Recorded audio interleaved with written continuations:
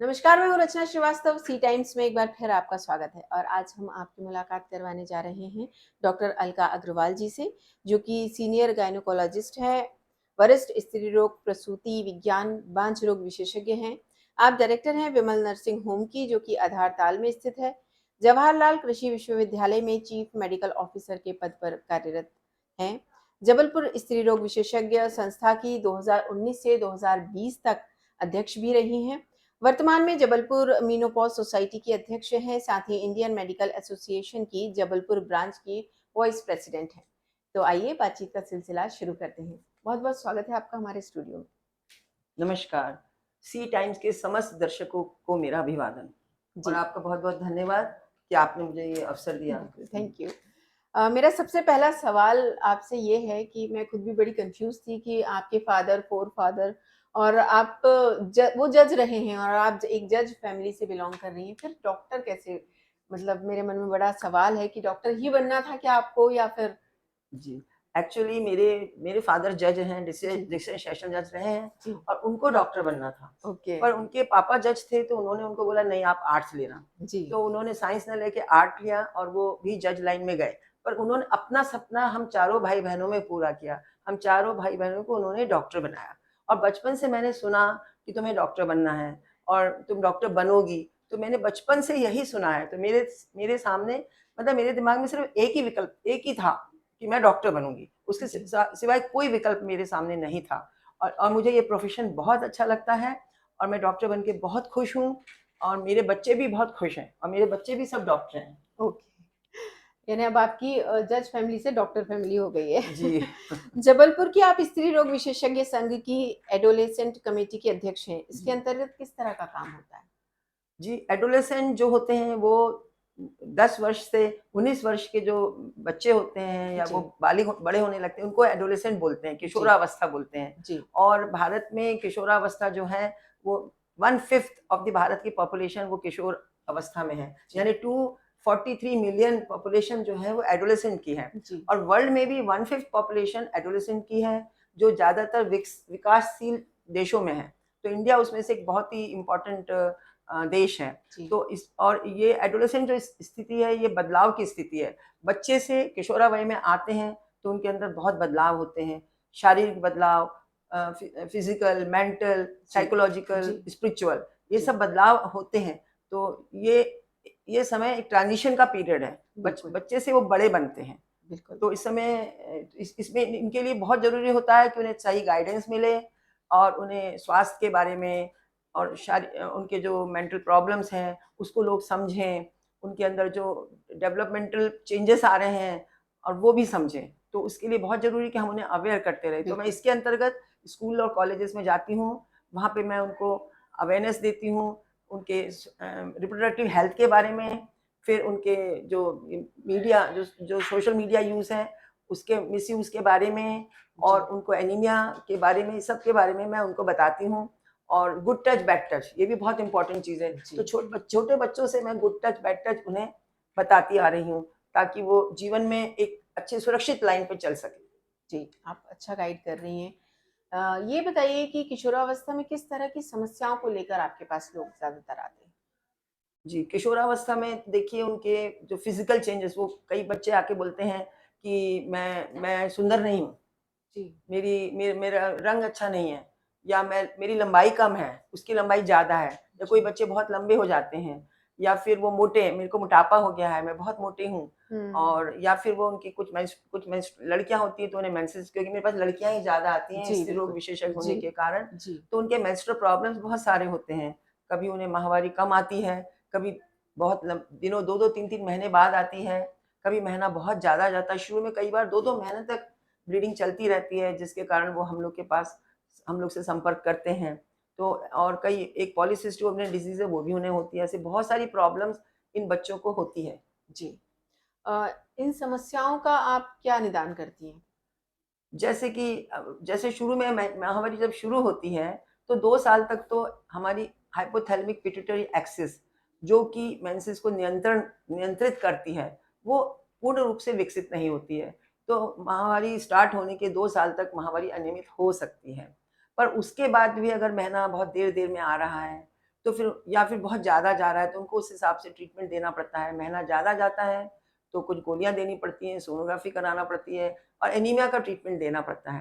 और जी, मान लीजिए महीना बहुत दिनों में आ रहे हैं, 3-3 महीने, 5-5 महीने नहीं आ रहा है, तो हमें साल में 3 बार से 4 बार महीना लेना आवश्यक होता है। जी, और इसका एक बहुत ही महत्वपूर्ण कारण है पीसीओडी और मानसिक जो वो लोग मानसिक प्रॉब्लम में भी आते हैं बच्चे, स्ट्रेस में बहुत रहते हैं, उनको अपोज़िट सेक्स की तरफ अट्रैक्शन होता है, घर में मम्मी-पापा डाँटते हैं कि तुम ये क्या कर रहे हो? तो वो स्वाभाविक है क्योंकि हॉर्मोन्स हैं, जी, अब हॉर्मोन्स बदल रहे हैं तो उन्हें अपोज़िट सेक्स की तरफ तो अट्रैक्शन होता है, पर उनको बस यही समझाना पड़ता है कि आपको अपनी लिमिट का ध्यान रखना है, एक लाइन आपको क्रॉस नहीं करनी है और no one should learn to say no, आपको नो कहना आना चाहिए। कहाँ पे हम रोक दें, दोस्ती करिए, अपनी पढ़ाई की दोस्ती करिए और एक लिमिट के बाद उसको क्योंकि आपको लोग आपकी तरफ बहुत ज़्यादा आपको जो अपोज़िट सेक्स है वो आप पे प्रेशर डालेगा, पर उस प्रेशर को आपको रेज़िस्ट करना है। जी, फिर आपके पीयर प्रेशर होता है कि आपकी फ्रेंड है, वो मेरी फ्रेंड तो दूसरे की फ्रेंड बन गई है, हुँ, तो हुँ, वो हुँ, पीयर प्रेशर भी होता है। तो उससे भी बेचारे बच्चे फाइट करते रहते हैं, किसको बताएँ? तो उन्हें मेरा ये कहना है कि आप अपनी समस्याओं को सबसे पहले अपनी माँ को बताइए, क्योंकि आपकी सबसे अच्छी दोस्त जो है वो आपकी माँ है। बिल्कुल, उसके बाद आपकी टीचर आपकी दोस्त होती हैं और आपको कोई जैसे हम लोग गुड टच, बैड टच लोगों को बताते हैं बच्चों को या बड़ों को भी बताते हैं, लड़कियों को बहुत प्रॉब्लम है गुड टच, बैड टच की, जी, तो इसमें आप चुप मत रहिए। अगर आपको कोई टच अच्छा नहीं लग रहा है, कोई आपको माथे पे सिर पे आशीर्वाद दे रहा है तब तो ठीक है, पर आपको क्यों टच करे? पर कोई आपको पीठ में टच कर रहा है, कहीं हाथों पे टच कर रहा है, ज़बरदस्ती के लिए आपको टच कर रहा है, तो आपको उसे नो कहना है। ज़ोर से नो कहना है, वहाँ से चले जाना है और इस बात को चुप मत रहिए, इस बात को उजागर करिए। अपनी माँ को, अपने घर में माँ-बाप को बताइए, जी, बड़ी बहन को बताइए और स्कूल में कोई टीचर से परेशान है, कोई साथी से परेशान है, तो आप अपने टीचर्स के पास जाइए। तो गुड टच, बैड टच में कभी भी आप बुरे टच को स्वीकारिए मत। उसको आपको बोलना है, जी, बिल्कुल उसके अगेंस्ट बोलना है, नहीं तो ये कभी बहुत बड़ी बात बन सकती है जो ज़िंदगी में आपको प्रॉब्लम दे सकती है।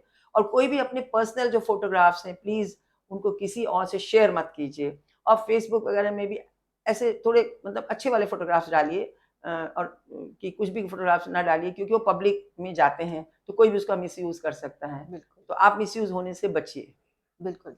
बहुत अच्छी बात कही आपने और इसी बात से हमारे दर्शकों को काफ़ी अ, जानकारी मिलेगी, जो नहीं पूछ पाते किसी से, उन्हें बगैर पूछे इतना कुछ आपने बताया, बहुत-बहुत शुक्रिया। अभी आपने बात की अनियमित मासिक धर्म की, ये समस्या होती क्यों है? जी, अनियमित मासिक धर्म जैसे मैंने बताया कि शुरू में तो एचपीओ एक्सेस की गड़बड़ी से होती है, पर उसके बाद ज़्यादातर एक बहुत कॉमन बीमारी आजकल देखी जा रही है लड़कियों में, जो कि जिसको पॉलीसिस्टिक ओवेरियन डिज़ीज़ जी, बोलते जी, हैं। जी, तो इसमें मेल हार्मोन की प्रीडोमिनेंस हो जाती है। जी, ओवरीज़ में हमारे शरीर में लड़के-लड़के दोनों के शरीर में पहले मेल हार्मोन बनता है टेस्टोस्टेरोन, फिर स्त्रियों के शरीर में ये टेस्टोस्टेरोन स्त्री जनित हार्मोन्स में कन्वर्ट होता है जिनको जी, बोलते हैं एस्ट्रोजन एवं प्रोजेस्टेरोन। जी, ये काम ओवरीज में होता है। तो अगर ये काम नहीं हो पा रहा है तो फिर उनमें ओवरीज में छोटे छोटे सिस्ट बन जाते हैं जिसमें मेल हार्मोन ज़्यादा बनते हैं। तो उसके कारण उनको मेल फीचर्स आने लगते हैं, जैसे जैसे कि उनको चेहरे पे बाल आने लगते हैं, चेहरे पे, छाती पे, हाथ पैरों पे ज़्यादा बाल रहते हैं। सेकंड, उनको मोटापा आता है। तीसरा, माहवारी बहुत दिनों बाद आती है और बहुत ज़्यादा जाती है। ये 3 प्रॉब्लम्स मेन होती हैं और ओवरीज़ में उनके छोटे-छोटे सिस्ट होते हैं, इसलिए इसको पॉलीसिस्टिक ओवरीज़ बोलते हैं। जी। तो इसकी ट्रीटमेंट क्या है? देखिए, इसका सबसे ये पॉलीसिस्टिक ओवरी एक बार अगर होती है, ये हेरिडिटरी भी होती है कि जी, अगर आपकी माँ को हुई है तो आपको हो सकती है, बहन को है तो आपको हो सकती है।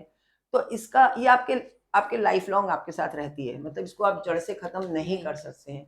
पर हाँ, हम लाइफ़स्टाइल मॉडिफ़िकेशन से इसको हम कंट्रोल में रख सकते हैं और पहले लाइफ़स्टाइल मॉडिफ़िकेशन काम करता है, उसके बाद कुछ मेडिसिन्स भी होती हैं। जी, अब लाइफ़स्टाइल मॉडिफ़िकेशन में कुछ चीज़ें बहुत महत्वपूर्ण हैं, जैसे कि मोटापा होता है तो इसलिए डाइट, लो कैलोरिक डाइट इसमें बहुत आवश्यक है, यानी कार्बोहाइड्रेट एवं फैट खाने में कम कर दें और खाने में आपको खाना भरपेट खाना है, जी, लो कैलोरी हमको डाइटिंग नहीं करना है। बस हमें उसका तरीका बदल देना है कि हम जैसे कि हम वो खाते हैं बर्गर, जो फ़ास्ट फ़ूड खाते हैं, जी, बर्गर हो गया, पिज़्ज़ा हो पिज़्ज़ा गया, हो गया। जी, मैदा की चीज़ें खाते हैं, जी, ब्रेड खाते हैं, बिस्किट बेकरी के आइटम्स खाते हैं। पोटैटो फिंगर्स बहुत ज़्यादा खाते हैं। बिल्कुल। तो ये सब चीज़ों को बंद करके इसकी जगह हमें खाने में हरी सब्जियाँ खानी चाहिए, फ्रूट्स खाने चाहिए।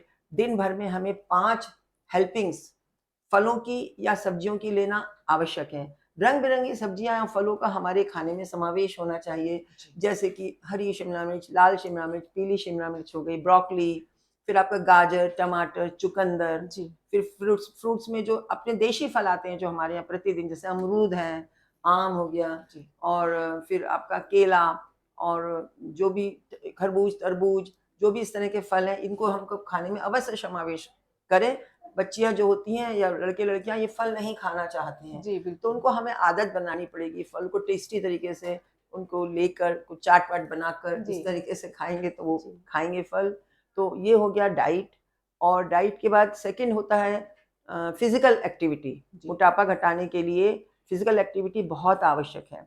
अब फिज़िकल एक्टिविटी में बच्चियों को आजकल बच्चे-बच्चियाँ दोनों को ही बहुत पढ़ना पड़ता है। कॉम्पिटिशन का ज़माना है। उनको 12th में कोई कैरियर चुनना है तो या तो उन्हें नीट देना है या ट्रिपल आईटी देना है या बिल्कुल। सीए का एंट्रेंस टेस्ट देना है। जी। तो उसके लिए वो लगातार कई-कई घंटे बैठ के पढ़ते हैं।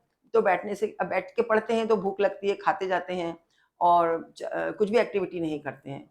तो फिज़िकल एक्टिविटी आपके लिए बहुत ज़रूरी है, जिसमें आप उसमें योगा कर सकते हैं, जी। ज़ुम्बा कर सकते हैं, एरोबिक्स कर सकते हैं, डांस कर सकते हैं और कोई भी गेम खेल सकते हैं। आउटडोर ग्राउंड गेम्स होते हैं जैसे कि फुटबॉल, क्रिकेट, हॉकी, फिर आप स्विमिंग कर सकते हैं, रस्सी कूद सकते हैं, जी। जो घर पे रह के कर होती है। फिर एक ही जगह पे आपके पास जगह कम है तो घर में रहकर ही आप वॉकिंग कर सकते हैं। ऐसे यूट्यूब में आते हैं वीडियोस, 1 माइल वॉक करके आता है, जिसके साथ आप घर में ही तरह-तरह की वॉक करते हुए एक ही इतनी सी जगह में वॉक करते हुए आप बहुत आराम से एक्सरसाइज कर सकते हैं। जी। अच्छा, दूसरी बात, सुबह-सुबह एक्सरसाइज करने से इसमें एंडोर्फिन्स रिलीज़ होते हैं, जिनको हैप्पी हार्मोन्स बोलते हैं। जी। तो अगर सुबह-सुबह आपने एक्सरसाइज कर लिया, तो समझिए दिन भर आप प्रसन्नचित्त रहेंगे, आपका माइंड बहुत तेज़ चलेगा। जब आप स्कूल जाएँगे, कॉलेज जाएँगे, तो वहाँ पढ़ाई में आपका मन लगेगा। जो आपके टीचर बता रहे हैं, वो आपके दिमाग के हार्ड जो डिस्क है, उसमें अच्छे से बैठ जाएगा। तो जब जी। आप एग्ज़ाम में बैठेंगे और अपना माउस चलाएँगे, दिमाग का माउस, तो फटाफट सारे आंसर आपके सामने आ जाएँगे। और ये इसलिए फिज़िकल एक्सरसाइज़ बहुत ज़रूरी है, वो सुबह-सुबह ज़रूरी है। तीसरा, कुछ मेडिटेशन अवश्य करना चाहिए, क्योंकि चाहे 15 मिनट का मेडिटेशन करें, जिसमें हमको साँस पे कंट्रोल लाना पड़ता है, ताकि हमें कभी घबराहट होए, बेचैनी होए, जी। तो हम साँस पे देखते हुए, साँस पे काम करते हुए, उस बेचैनी पे नियंत्रण पा सकें। तो जी। किसी न मेडिटेशन अगर हम बचपन से सीख लेंगे या किशोरावस्था से हम मेडिटेशन सीखेंगे, तो ये ज़िंदगी भर हमारे काम आएगा, क्योंकि बिल्कुल। इस उम्र में आके, ज़्यादा उम्र में आके आप अकेलेपन जब रहता है या कहीं भी आप अकेले हैं, तो मेडिटेशन कर ले रहे हैं, आप अपना इस तरह का कुछ एक्सरसाइज़ कर ले रहे जी, हैं। मानसिक शांति के लिए भी जी, और बड़े होने के बाद तो और ज़रूरत पड़ती है बढ़ती है। इन जी, सब, क्योंकि बिल्कुल। टेंशन इतनी है लाइफ में। जी। जी। तो अभी हम जैसे पीसीओडी की बात कर रहे थे, तो इसमें सिस्ट भी, ओवेरियन सिस्ट जो होती है, वो कई तरह की होती हैं। जी, कुछ काफ़ी खतरनाक कैंसरस भी हो जी। सकती हैं, तो उसके बारे में बताइए आप कुछ? तो ओवरी में क्या सिम्पटम्स जी, हैं? ओवरी में फंक्शनल सिस्ट भी होते हैं जी। और सीरस सिस्ट होते हैं और कैंसर वाले सिस्ट भी जी। होते हैं। तो जो फंक्शनल सिस्ट होते हैं, एक्चुअली ओवरी शरीर का सबसे एक्टिव ऑर्गन है, क्योंकि उसमें हर महीने बहुत सारे फॉलिकल्स बड़े होते हैं और उसमें से एक फॉलिकल, ग्राफिन फॉलिकल ज़्यादा बड़ा हो जाता है, जिसमें अंडा बनता है, जो माहवारी के, जिसकी 28 दिन की माहवारी होती है, उसमें 14वें दिन फूटकर बाहर निकलता है जी। और उसके बाद वो ओवरी में फिर सिकुड़न होती है और एक कॉर्पस ल्यूटेम सिस्ट बनता है। जी। तो यानी हर महीने ओवरी में सिस्ट बनने की संभावना होती है। जी। अब ये क्या होता है कि जैसे ही मेंसेस आ गया तो सिस्ट ठीक हो जाता है, पर जी। कभी-कभी सिस्ट बना रह जाता है। तो 5 सेंटीमीटर से जो छोटे सिस्ट होते हैं और हुँ। जिनका फ्लूइड क्लियर होता है जी। सोनोग्राफी में, उनके लिए कोई ट्रीटमेंट की आवश्यकता नहीं होती है। उनको 3 महीना वेट किया जाता है। जनरली देखा गया है कि वो 3 महीने में डिसअपियर हो जाते हैं। ओह! तो इसलिए छोटे सिस्ट हों, क्लियर सिस्ट हों, तो टेंशन में मत आइए, उसके लिए आपको ऑपरेशन कराने की आवश्यकता नहीं नहीं है। है। जी। तो फाइब्रॉइड्स भी अक्सर सुनने में आते हैं, तो ये क्या है? जैसे कि ओवेरियन जो कि सिस्ट हैं, ये ओवरीज़ में होते हैं। जी। ऐसे यूट्रस के अंदर जो मसल्स होती हैं, जी। जब वो मसल मास बढ़ जाता है, उसमें गठान बन जाती है, उन्हें फाइब्रॉइड्स बोलते हैं। ओके। ये एक भी हो सकते हैं और बहुत सारे भी हो सकते हैं जी। और किसी भी पड़ाव में 15 वर्ष से लेके 55 वर्ष के बीच में स्त्री के जीवन के किसी भी पड़ाव में ये हो सकते हैं। जी, बिल्कुल। पर ये कैंसरस नहीं होते। ये जनरली 99% ये कैंसर में तब्दील नहीं होते हैं। तो ये लोग बहुत हमारे पास पेशेंट आते हैं कि मुझे गाँठ है, यूट्रस निकाल दीजिए क्योंकि इससे कैंसर हो जाएगा। तो उन्हें हम समझाते हैं कि ये कैंसर में अगर छोटे फाइब्रॉइड है, 2-3 सेंटीमीटर के फाइब्रॉइड हैं तो उन्हें जी। छोड़ दीजिए। जब जी। आपका मेनोपॉज़ होएगा तो उसके बाद ऑटोमेटिक वो श्रिंक हो जाएँगे। ओके। जब अगर उसे माहवारी मेंसेस में प्रॉब्लम आ रही है फाइब्रॉइड से, कि मेंसेस जो यूट्रस में अंदर की तरफ बढ़ते हैं, जी। उन फाइब्रॉइड से अगर आपको ब्लीडिंग बहुत ज़्यादा हो रही है, लंबा जा रहा है, तो उसका फिर इलाज की आवश्यकता पड़ती है। जो ब्लीडिंग लंबी जाती है, करीब 15 दिन, 20 दिन, तो वो खतरे की बात है या फिर नॉर्मल है वो कभी-कभी? देखिए, कभी-कभी मतलब दोनों कारणों से होती है। बेनाइन कारण से भी हो सकती है मीन्स जिसका कोई कैंसर वाला कारण नहीं है। पर लंबी ब्लीडिंग, अनियमित ब्लीडिंग कैंसर के कारण भी हो सकती है। तो इसको अपन को इवैल्यूएट करना पड़ता है, यानी इसको जाँचना पड़ता है कि ये किस लिए ब्लीडिंग हो रही है। जी। तो अगर लंबी ब्लीडिंग हो रही है तो देखिए आपके शरीर से ब्लड जा रहा है, साथ में हीमोग्लोबिन लॉस हो रहा है, कैल्शियम का लॉस हो रहा है, जी। आयरन का लॉस हो रहा है। जी, तो इसको कंट्रोल करना आवश्यक है। तो बिल्कुल। और डॉक्टर के पास जाके उसका विश्लेषण करवाना आवश्यक है कि क्यों हो रही है और कौन से कारण से हो रही है, उस कारण का ट्रीटमेंट लेना ज़रूरी है। बिल्कुल। महिलाओं के बांझपन के क्या मुख्य कारण हैं और इसके क्या उपाय हैं? जी, आजकल देखिए सबसे पहला कारण तो आजकल आजकल हम लोग के ओपीडी में बांझपन के पेशेंट बहुत बढ़ गए हैं। ओह! क्यों? क्योंकि स शादी की उम्र बढ़ गई है। जी, बिल्कुल। शादी आजकल 28-29 साल से लेके 35 साल में भी शादी हो रही है। बिल्कुल। तो इतने सालों में फिर ओवरीज़ जो होती हैं, उनका फंक्शन जनरली 45 से 50-55 वर्ष के बीच में समाप्त होने लगता है। और भारत में ऐसा बोलते हैं कि जो ओवरी जितने उम्र आपकी है, आपकी ओवरी की उम्र 5 वर्ष ज़्यादा होती है। ओह! तो 35 वर्ष की महिला शादी करेगी, तो उसके ओवरी 40 वर्ष के बराबर बिहेव करेगी। तो ये ज़्यादा उम्र में शादी होना एक समस्या है। दूसरा कभी जो लोग जो जो कपल होते हैं ना, वो प्रेगनेंसी रुक गई, हुँ, हुँ, हुँ। शुरुआत में, शादी की शुरुआत में, तो वो गर्भपात की दवाएँ ले लेते हैं ओवर द काउंटर से। जी, डॉक्टर की सलाह पे नहीं जाते और ऐसा बोलते हैं कि फर्स्ट बच्चे को कभी अबॉर्ट नहीं कराना चाहिए, उसको हमेशा रखना चाहिए। हम डॉक्टर्स की हमेशा सलाह होती है। जी, पर पेशेंट अपने आप ही जाके काउंटर से दवा लेके खा लेते हैं, अब वो दवाई से वो ब्लीड करते रहते हैं। अब इन्फेक्शन होता है, तो ट्यूब्स में इन्फेक्शन हो गया, यूट्रस में इन्फेक्शन हो गया, जी। ट्यूब्स ब्लॉक हो गई, पार्शियली ब्लॉक हो गई, डिज़ीज़ हो गई। हुँ, ये एक बहुत बड़ा कारण है, पेल्विक इन्फ्लेमेटरी डिज़ीज़ या इस तरह की ये बहुत बड़ा कारण है इनफर्टिलिटी यानी प्रेगनेंसी नहीं होने का। जी।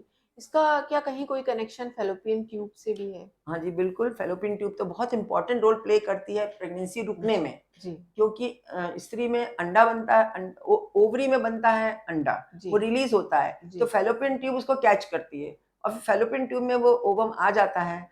अब शुक्राणु जो है वो फैलोपियन ट्यूब में पहुँचते हैं और फैलोपियन ट्यूब में भ्रूण बनता है। जी। तो फैलोपियन ट्यूब का पेटेंट होना, नॉर्मल होना, उसके अंदर सीलियरी फंक्शन होते हैं, उसके अंदर नाक में जैसे बाल होते हैं ना, ऐसे जी, बाल होते हैं। ओके। तो उन बालों का नॉर्मल फंक्शन होना बहुत ज़रूरी है, क्योंकि वही जब भ्रूण होता है उसको आगे प्रोपेल करता है, आगे धक्का देके यूट्रस में पहुँचाता है। तो प्रेगनेंसी रुकती ट्यूब में है, स्टार्ट ट्यूब में होती है, उसके बाद वो आती यूट्रस में है और यूट्रस में आके एडहेरेंट होती है और वहाँ जाकर वो बढ़ती है। जी। कई बारी देखा गया कि अचानक पेन हुआ और फिर डॉक्टर को दिखाया सडन उन्होंने बोला कि ऑपरेशन करके इसको फैलोपियन ट्यूब को अलग करना पड़ेगा। जी। वो क्या समस्या है? जी, इसको ये अगर प्रेगनेंसी यूट्रस में होती है तो वो नॉर्मल होती है। जी, पर यूट्रस को छोड़ के कहीं और प्रेगनेंसी होती है तो उसको एक्टोपिक प्रेगनेंसी बोलते हैं। उसका सबसे कॉमन प्लेस होता है ट्यूब्स में, फैलोपियन ट्यूब्स में प्रेगनेंसी जी, का रुकना। जी, अब यूट्रस तो आप देखिए छोटा-सा यूट्रस होता है नींबू के बराबर, पर जब उसमें बच्चा रहता है, 1 बच्चा, 2 बच्चा, 3 बच्चे भी रहते हैं, तो वो कितना बड़ा हो जाता है कि इतने बड़े बच्चों को वो होल्ड कर सकता है। जी, पर ट्यूब्स में जब प्रेगनेंसी रुकती है तो फैलोपियन ट्यूब में स्ट्रेच होने की जी, क्षमता नहीं होती जी, है। जी, तो वो एक समय आता है कि 6 वीक्स हुआ या कब हुआ तो वो फट जाती है, बहुत दर्द होता है, फट जाती है। तो जी। अगर ट्यूब फट गई है तो फिर उसको वो फिर उसको रिमूव करना ही पड़ता करना ही है। जी। पड़ता है। तो फैलोपियन ट्यूब 2 होती हैं, तो अगर जी। एक है तो प्रेगनेंसी के क्या चांसेस हैं? जी, अगर फैलोपियन ट्यूब वैसे 2 होती हैं और एक ट्यूब निकल गई तो भी दूसरी ट्यूब में प्रेगनेंसी के चांसेस हैं, पर कई बार ये देखा गया है कि बीमारी दोनों तरफ भी होती है। अगर ट्यूब दोनों तरफ डिज़ीज़्ड है, दूसरी ट्यूब खुली हुई है तो चांसेस अच्छे हैं, प्रेगनेंसी रुक सकती है। लेकिन रिस्क है। हाँ, क्योंकि कुछ क्या क्या कारण से टॉपिक हुआ है। अगर जी, ट्यूब्स में कुछ डिज़ीज़ है, इसके कारण हुआ है, तो दूसरी ट्यूब भी साथ ही साथ डिज़ीज़्ड हो सकती है। बिल्कुल। तो इसलिए थोड़ा रिस्की तो हो जाता है। एक टॉपिक हुआ, तो आगे खतरा तो होता है कि दूसरी ट्यूब में भी एक्टोपिक हो जाए या प्रेगनेंसी ना रुके, तो जी, इसके लिए कुछ टेस्ट करने पड़ते हैं जी, देखने जी, के लिए। ट्यूबल बिल्कुल। पेटेंसी टेस्ट करना पड़ता है। ओके। सर्वाइकल कैंसर क्या होता है? इसके क्या कारण हैं और इससे बचने के क्या उपाय हैं? जी, बच्चेदानी के मुख को सर्विक्स बोलते हैं और इंडिया में सबसे कॉमन कैंसर जो है, महिलाओं के 2 कैंसर सबसे कॉमन है, ब्रेस्ट कैंसर और सेकंड नंबर पे आता है सर्वाइकल। Cervical cancer. ये मतलब बहुत इसको, और जबकि ये प्रिवेंटेबल मीन्स इसको रोका जा सकता है। ये ऐसी बीमारी है, इसको रोका जा सकता है। अगर हम जल्दी इसको पकड़ लें, तो रोका जा सकता है। क्योंकि जब बच्चेदानी में कुछ बदलाव शुरू होता है, बच्चेदानी के मुख में, तो 10 साल में कैंसर को डेवलप होने में लगते हैं। तो अगर हम इस 10 सालों में इसको पकड़ लें, इस बीमारी को, और वहाँ ट्रीटमेंट दे दें, तो उनको कैंसर नहीं होगा। तो इसलिए इस प्रिवेंटेबल डिज़ीज़ को हम प्रिवेंट कर सकते हैं। और इसका होता क्या है कि बच्चेदानी के मुख भी जो है, उसमें भी कोशिकाएँ बार-बार बन रही हैं, झड़ रही हैं। वो भी एक्टिव होता है, वो भी एक्टिव प्लेस होती है। तो उसमें कभी कोशिकाएँ बार-बार जब बनती रहती हैं, सब लोग सारी कोशिकाएँ एक पर्टिकुलर ऑर्डर में बढ़ती हैं। स्किन की कोशिकाएँ स्किन बनाती हैं, नेल्स की कोशिकाएँ नेल्स बनाती हैं, हेयर की बिल्कुल। कोशिकाएँ हेयर बनाती हैं। जी, तो ऐसे बच्चेदानी के मुख की कोशिकाएँ वही चीज़ बनाएँगी, पर कभी उसमें से एक आध कोशिका ज़रा गड़बड़ हो जाती है, शैतान बच्चे की तरह। हुँ, हुँ, और हुँ। वो सुनती नहीं है, जी, मानती नहीं है, तो अपने मन का चलाने लगती है। उसके अंदर कुछ परिवर्तन, जेनेटिक परिवर्तन हो जाते हैं, तो वो तेज़ी से बढ़ने लगती है। सारा भोजन जो आस-पास की नॉर्मल कोशिकाएँ हैं, उनका सारा भोजन वो खाने लगती है जी, और वहाँ पे गाँठ बनने लगती है। जी, तो जो कैंसर के पहले ही पर प्री कैंसरस कंडीशंस होती हैं। 10 साल में पहले सबसे पहले डिस्प्लेज़िया होता है, फिर CIN1 होता है, CIN2 होता है, फिर उसके बाद कार्सिनोमा C2 डेवलप होता है। तो अगर हम इन स्टेजेस पे इसको पहले कार्सिनोमा C2 को पहले ही पकड़ लें, तो बहुत आसानी से डिस्प्लेज़िया सब पे हम इसको पकड़ के उनका ट्रीटमेंट कर दें, तो इससे बचाया जा सकता है। बिल्कुल। फिर आजकल इसके लिए वैक्सीन भी आई हुई है। अच्छा, बहुत समय से वैक्सीन है, सर्वाइकल वैक्सीन बोलते हैं। सर्वेरिक्स है और गार्डेसिल है, 2 वैक्सीन थी, जिनका जो जी, बल्कि 9 वर्ष से 15 वर्ष की बच्चियों को 2 डोज़ लगाई जाती हैं। जी, तो अभी हमारे यहाँ इतनी जागृति नहीं आई कि 9 वर्ष से 14 वर्ष के बच्चे को क्यों लगाएँ? क्योंकि कैंसर सर्विक्स किससे होता है? इसका एक कॉमन कॉज़ है एचपीवी वायरस। एचपीवी वायरस जब बार-बार ये सेक्सुअल कॉन्टैक्ट से आता है और ये बार-बार हिट करता रहता है, तो कभी और जीवन में कभी ना कभी जो सेक्सुअली एक्टिव पुरुष और स्त्री हैं, उनको एचपीवी वायरस का इन्फेक्शन होता है। तो पर अगर हमारा बॉडी रेजिस्टेंस लो है या फिर ज़्यादा मतलब जो खतरनाक वाले स्ट्रेन है, उससे इन्फेक्शन हुआ है, तो उनसे कैंसर होने की संभावना होती है। जी, तो इसलिए इसके लिए वैक्सीन आई हुई है, जो 9 से 14 वर्ष की बालिकाओं को 2 डोज़ लगाया जाता है, 0 डोज़ और 6 मंथ डोज़, 6 मंथ के बाद। जी, पर बड़ी महिलाओं को जो 14 वर्ष के बाद 15 वर्ष से लेके 55 वर्ष के बीच में 3 डोज़ेज़ लगाई जाती थी। 0 डोज़ में, फिर 1 मंथ में और 6 मंथ में। पर आजकल ये पहले बाहर से बनती थी, पर आजकल हमारे इंडिया में जो डोज़ अपने बनने लगी है और सिंगल डोज़ वाली वैक्सीन आने वाली है, ओह! कि सिर्फ़ एक ही डोज़ लगाइए तो प्रिवेंट होएगा। तो मुझे अच्छा, लगता है कि हर माँ को ये चाहिए कि वो अपनी बच्चियों को इससे रोकथाम के लिए कैंसर सर्विक्स का वैक्सीन ज़रूर लगवाएँ। बिल्कुल, बिल्कुल। जैसे कि आपने अभी कहा कि महिलाओं की समस्याओं में नंबर 1 पे ब्रेस्ट कैंसर है। तो ये क्यों होता है? और इससे कैसे बचा जा सकता जी। ब्रेस्ट कैंसर का भी एक कारण ये है कि जनरली देखा गया है कि लेट उम्र में शादी हो रही है, है? जी, कम बच्चे हो रहे हैं, माँ दूध नहीं पिला रही है, जी, तो उसके कारण वो एक बड़ा भारी कारण होता है ब्रेस्ट कैंसर का। फिर जी, कुछ हेरिडिटरी होता है कि अगर मदर को ब्रेस्ट कैंसर हुआ है, तो वो एक ब्रेका जीन होती है जो कि आपके अंदर होती है, तो आपको ब्रेस्ट कैंसर हो सकता है। जी, तो इससे बचने के लिए देखिए, इसको भी हमें जल्दी से जल्दी पकड़ना चाहिए। एक्चुअली कैंसर को हमें बहुत अर्ली स्टेज में पकड़ने से उसका इलाज, पूर्ण इलाज संभव है। जी, तो इसके लिए देखिए, महिलाओं को एक होता है सेल्फ ब्रेस्ट एग्ज़ामिनेशन। जी, इसमें ये जिनको माहवारी आती है, उनको माहवारी समाप्त होने पे 5वें दिन, 6वें दिन अपना एग्ज़ामिनेशन खुद करना चाहिए। जिनको माहवारी नहीं आती है, जिनका मतलब किसी कारणवश यूट्रस निकल गया है, जी, मेंसेस नहीं आता है, उनको महीने की एक तारीख फिक्स कर लेनी चाहिए कि 1 तारीख को हम सेल्फ ब्रेस्ट एग्ज़ामिनेशन करेंगे। जी, जी, और स्वयं आप अपनी ब्रेस्ट को एग्ज़ामिनेशन कर सकती हैं। जी। यूट्यूब से आप देख सकती हैं कि सेल्फ ब्रेस्ट एग्जामिनेशन कैसे करें।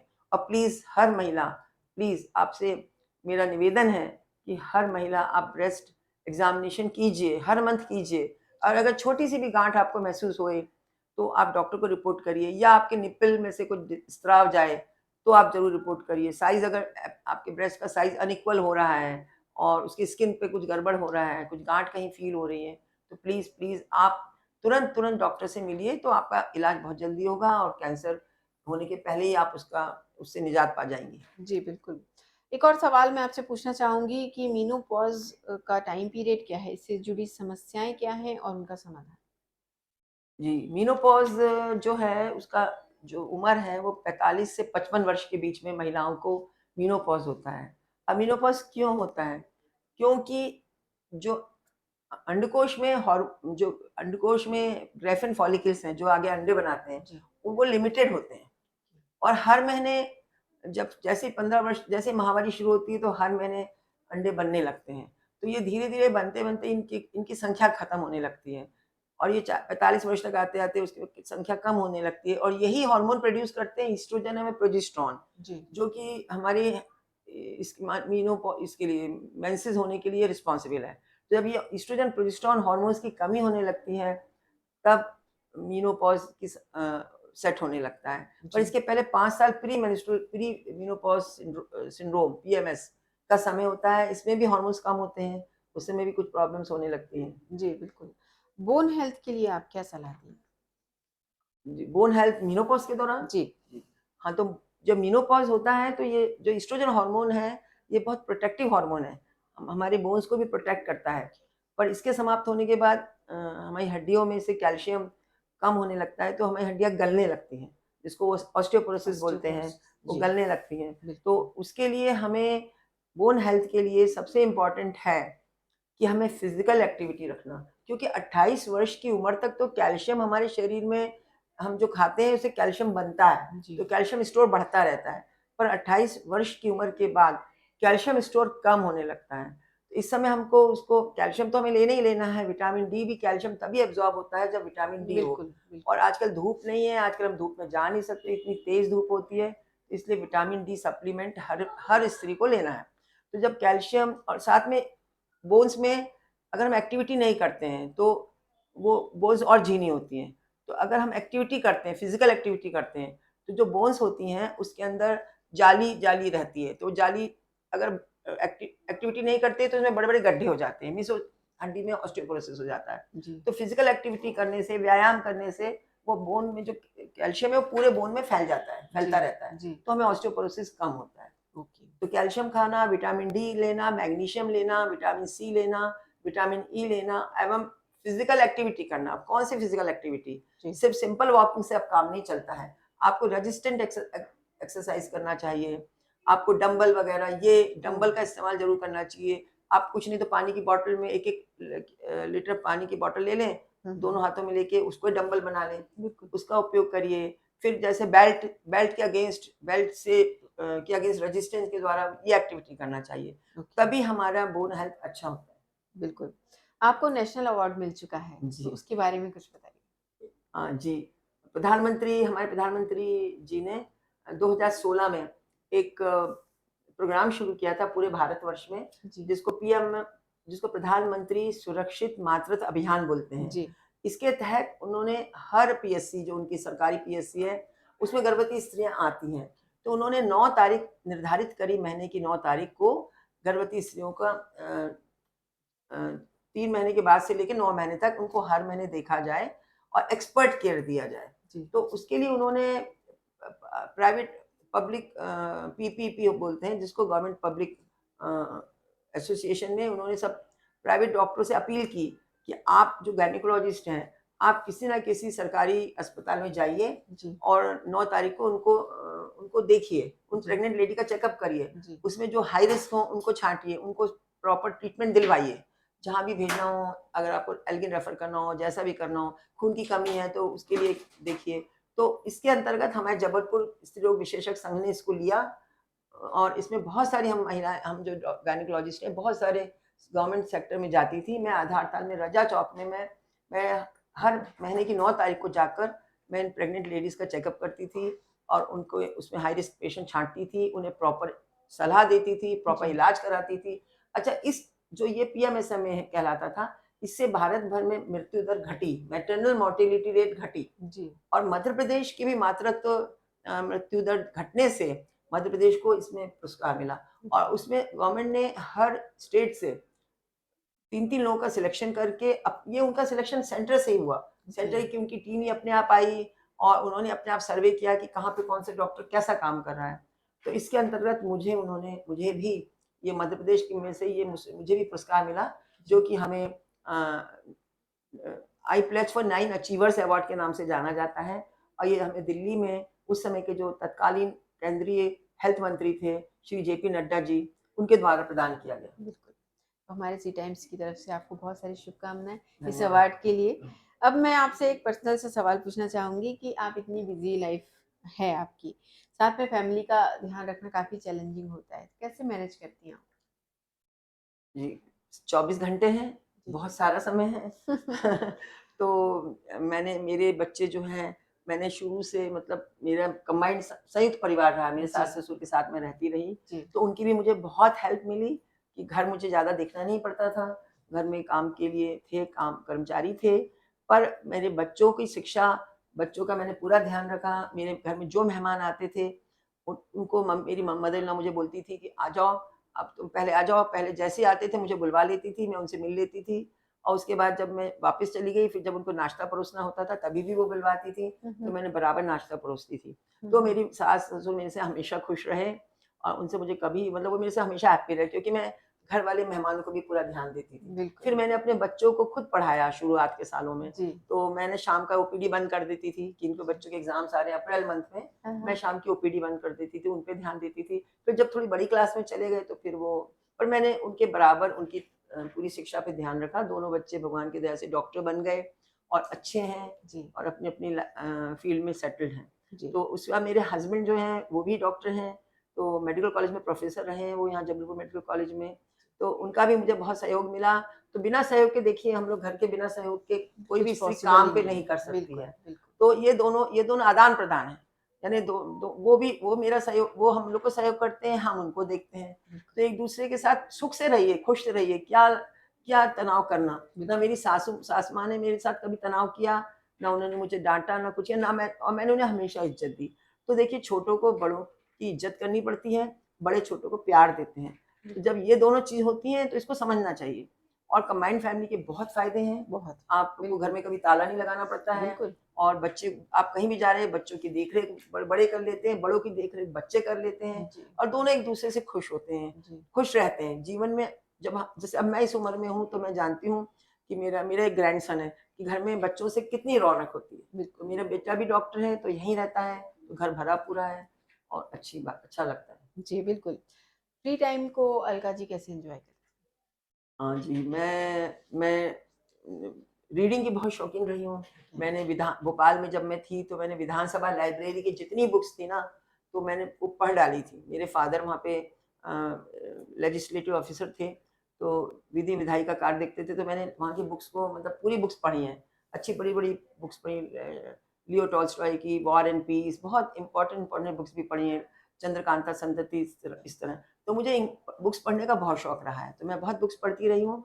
फिर उसके बाद मेरे को बागवानी का बहुत शौक है, तो जी, मेरे घर में गार्डन है, तो मैं अक्सर उसमें सुबह के समय थोड़ा जाके आधा 1 घंटा वहाँ पे कुछ बागवानी करती हूँ, कुछ सब्जियाँ तोड़ती हूँ, कुछ फल निकालते हैं घर से, तो मेरे घर में बहुत सारे फल लगे हैं और मेरे यहाँ पे हर साल इस जबलपुर स्त्री रोग विशेषज्ञ संघ की डॉक्टर्स 6 जून को जो वर्ल्ड एनवायरमेंटल डे है उस दिन आकर ट्री प्लांटेशन करते हैं। उनके ओह! लगाए हुए पेड़ों में अनार लगे हैं, ओह! अंजीर लगी हैं, बेल लगे हुए हैं, जी, जामुन लगी है, लीची लगी है। तो जी, उन लोग सब फल नींबू लगे हैं, तो उनके लगाए हुए जो पेड़ हैं वो सब फल फल रहे हैं। हाँ, तो ये बागवानी भी मेरा शौक है। फिर बच्चों के साथ मेरा अच्छा समय बीत जाता है। तो समय बिताने के लिए मुझे कुछ परेशानी कभी नहीं लगती। जी, समय की कमी लगती है। जी, बिल्कुल, और मैं सोशल सर्विस भी करती हूँ, जी, अवेयरनेस देती हूँ। फिर हम लोग की स्त्री रोग विशेषज्ञ संघों की हम लोग की बैठकें होती हैं, उसमें ज़रूर जाती हूँ, सेमिनार्स अटेंड करती हूँ, वेबिनार्स अटेंड करती हूँ, अपने आप को लेटेस्ट से अपडेट रखें। अपडेट रखती हूँ। जी, बिल्कुल। चलते-चलते आप हमारे दर्शकों को वो कविता सुनाइए जो आपने मेनोपॉज़ पर लिखी। जी, अभी मेरे मेनोपॉज़ सोसाइटी का एक कॉम्पिटिशन हुआ था, जी, तो मेरा भी मन आया तो मैंने जल्दी से कुछ सोच-साच के बाद में कविता लिख दी। तो जी। मेनोपॉज़ में बहुत सारे प्रॉब्लम्स होते हैं, उसके ऊपर से मैंने लिखी है। मेनोपॉज़, मेनोपॉज़ नहीं, me no no pause. Pause, बिल्कुल। ओके, हमें रुकना नहीं है। तो जीवन में आया नया दौर, खूब जीऊँगी, खुश रहूँगी। देखिए ट्रांज़िशन पीरियड है। आपका मेंसेस से मेनोपॉज़ में एक पूरा ट्रांज़िशन हो रहा है, तो इसलिए नया दौर आ रहा है। इसमें आपको इसको नेगेटिव में नहीं लेना, पॉज़िटिव में कैसे लेना है वो बता रही हूँ मैं आपको। जीवन में आया नया दौर, खूब जीऊँगी, खुश रहूँगी, ना घबराऊँगी, ना रुकूँगी, ना व्यथित होंगी। क्या गर्मी! गर्मी बहुत लगती है। रात में ना आप रात में सोते-सोते मेनोपॉज़ में पूरा पसीना से डूब जाते हैं। बाजू वालों को ठंड लग रही है, आपको गर्मी लग रही है। तो ये इसको नाइट स्वेट्स बोलते हैं। जी, जी। तो और मोटापा भी आ जाता है, ओबेसिटी भी हो जाती है मेनोपॉज़ में। तो क्या गर्मी, क्या मोटापा, क्या घबराहट, ये सब तो जीवन के अंग हैं। इन पर विजय पाऊँगी, तमन्नाओं के पंख लगाऊँगी, दूर गगन में उड़ती जाऊँगी। कुछ अपने लिए, कुछ अपनों के लिए और कुछ औरों के लिए जीऊँगी। जीवन तो एक बल खाती लहराती नदियाँ हैं। लहरों पर बैठ उठूँगी, गिरूँगी, फिर उठूँगी, पर बहती जाऊँगी। रुकना नहीं है, जीवन में रुकना नहीं है, डिप्रेशन में नहीं जाना है। जीवन का नया अर्थ लिखूँगी, ना डरूँगी, ना रुकूँगी, ना व्यथित होंगी। नया रूप, नई खुशी, नए पल, नए दोस्त, नया जीवन बनाऊँगी। बस चलती जाऊँगी, चलती जाऊँगी, चलती जाऊँगी। वाह! बहुत खूब, बहुत गहराई है आपकी कविता में और आप डॉक्टर होने के साथ कवियत्री भी हैं। नहीं, ये तो ऐसे जी। ही कभी-कभार कुछ नहीं, काफ़ी विचार आ अच्छा गए तो लिखा है उसको आपने, लिख लिया। बहुत गहराई से गहरी बात लिखी है इन पंक्तियों में। बहुत-बहुत शुक्रिया आपका हमारे स्टूडियो में आने के लिए और हमसे महिलाओं की समस्याओं पर इतनी विस्तृत चर्चा करने के लिए। बहुत-बहुत धन्यवाद। आपका भी बहुत-बहुत धन्यवाद और जी। समस्त दर्शकों का भी बहुत-बहुत धन्यवाद। जी, तो हम बात कर रहे थे डॉक्टर अलका अग्रवाल जी से जिन्होंने महिलाओं की समस्याओं पर काफ़ी बारीकी से चर्चा की, उनके उपाय बताए और काफ़ी सारी महत्वपूर्ण जानकारियाँ हमारे साथ साझा की हैं। इसी तरह और भी जानकारियाँ लेकर हम आते रहेंगे। देखते रहिए सी टाइम्स। नमस्कार।